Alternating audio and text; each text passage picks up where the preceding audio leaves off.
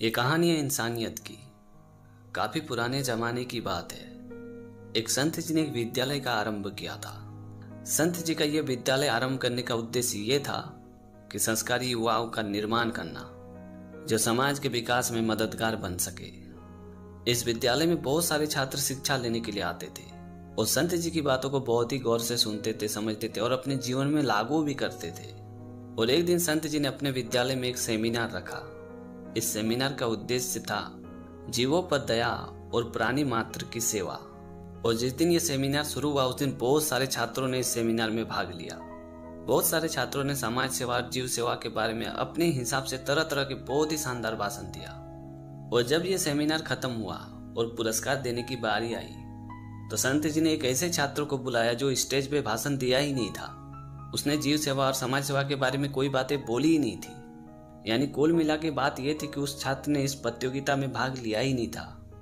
फिर भी संत जी ने पुरस्कार के लिए उसी छात्र को चुना।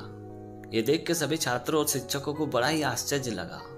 तो सभी ने संत जी से पूछा कि संत जी, ये आप क्या कर रहे हो? इस लड़के ने तो इस प्रतियोगिता में भाग ही नहीं लिया था, तो फिर आप इसे ही पुरस्कार क्यों दे रहे हो? तभी संत जी ने मुस्कुराते हुए कहा कि दरअसल मैं ये जानना चाहता था कि हमारे विद्यार्थियों में कौन सेवा भाव को सबसे बेहतर ढंग से समझता है, और इसीलिए मैंने प्रतियोगिता स्थान के द्वार में एक घायल बिल्ली को रख दिया था। आप सभी लोग उसी द्वार में से होके यहाँ आए हो, पर किसी ने भी उस बिल्ली की तरफ आंख उठाकर भी नहीं देखा। यह अकेला प्रतिभागी है जिसने उस बिल्ली का उपचार किया और उसे सही जगह पे रख के आया। सेवा सहायता सिर्फ चर्चा का विषय नहीं है, जीवन जीने की कला है। जो व्यक्ति अपने चरित्र से शिक्षा देने का साहस ना रखता हो, उसके भाषण कितनों भी दमदार क्यों ना हो, कितनों भी शानदार क्यों ना हो, वो पुरस्कार पाने के योग्य कभी नहीं है। संत जी की यह बात सुनते शिक्षक समेत सभी विद्यार्थियों की आंखें शर्म से नीचे झुक गई। तो दोस्तों, छोटी सी कहानी में यह सिखाती कि सेवा की बातें सिर्फ बोलने, सुनने और कहने से नहीं होता है। इसे प्रैक्टिकली अपने जीवन में लागू करना पड़ता है, तभी वो एक सफल सेवा होता है। ये कहानी इंसान की आदत की। सिद्धार्थ नाम के एक लड़के को कॉलेज में बुरे संगतों की वजह से नशे की लत लग गई थी और इसी वजह से सिद्धार्थ हमेशा घर में अकेला रहा करता था और चोरी छुपे नशे किया करता था। जब एक दिन सिद्धार्थ अपने कमरे में नशे कर रहा था, तभी सिद्धार्थ की मम्मी ने सिद्धार्थ को नशे करते हुए देख लिया। सिद्धार्थ को नशे करते हुए देख के सिद्धार्थ की मम्मी शौक में पड़ गई। फिर सिद्धार्थ की मम्मी ने सिद्धार्थ को समझाया कि नशे वगैरह मत किया करो, इससे तुम्हारी जिंदगी तबाह हो जाएगी, तुम बर्बाद हो जाओगे। तभी सिद्धार्थ ने अपने मम्मी से कहा कि ठीक है, कुछ दिन बाद छोड़ दूंगा, कल से मैं नशे करने छोड़ दूंगा। उसके बाद सिद्धार्थ की मम्मी ने सिद्धार्थ को दोबारा नशे करते हुए भी देखी। दोबारा भी सिद्धार्थ की मम्मी ने सिद्धार्थ को समझाया, लेकिन इस बार भी सिद्धार्थ का यही जवाब था कि कुछ दिन बाद छोड़ दूंगा, कल से छोड़ दूंगा।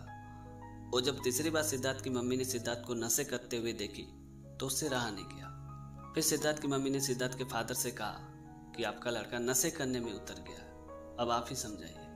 सिद्धार्थ के फादर ने भी सिद्धार्थ को कई दफा समझाने की कोशिश किया, पर सिद्धार्थ हर बार यही कहता था कि कल से छोड़ दूंगा, कुछ दिन बाद छोड़ दूंगा, लेकिन वो नशे करना छोड़ता नहीं था। और फाइनली सिद्धार्थ के मम्मी पापा सिद्धार्थ की हरकतों से तंग आकर सिद्धार्थ के कॉलेज के प्रिंसिपल से कंप्लेन किया। और अगले दिन जब सिद्धार्थ कॉलेज जाता है तो सिद्धार्थ का प्रिंसिपल सिद्धार्थ को अपने कैबिन में बुलाता है। जब सिद्धार्थ प्रिंसिपल के कैबिन में जाता है तो प्रिंसिपल सिद्धार्थ के नोटबुक से एक पेज निकाल के सिद्धार्थ के हाथ में थमा देता है और कहता है कि इसे फाड़ो। तभी सिद्धार्थ ने बड़े आसानी से उस पेज को फाड़ दिया। उसके बाद प्रिंसिपल साहब ने 10 पेज निकाल के सिद्धार्थ के हाथ में थमा देता है और कहता है कि अब इसे फाड़ो। पहली बार में वो 10 पेज सिद्धार्थ से नहीं फटी, लेकिन थोड़ा जोर देने के बाद सिद्धार्थ ने उस 10 पेज को फाड़ दिया। उसके बाद प्रिंसिपल ने सिद्धार्थ के हाथ में पूरी की पूरी नोटबुक थमा दी और कहा कि लो, अब इसे फाड़ो। तभी सिद्धार्थ ने एक बार जोर लगाया, 2 बार जोर लगाया, 3 बार जोर लगाया और फाइनली सिद्धार्थ से वो नोटबुक नहीं फटी। तभी प्रिंसिपल ने सिद्धार्थ से कहा कि नशे भी नोटबुक की पेज की तरह होती है।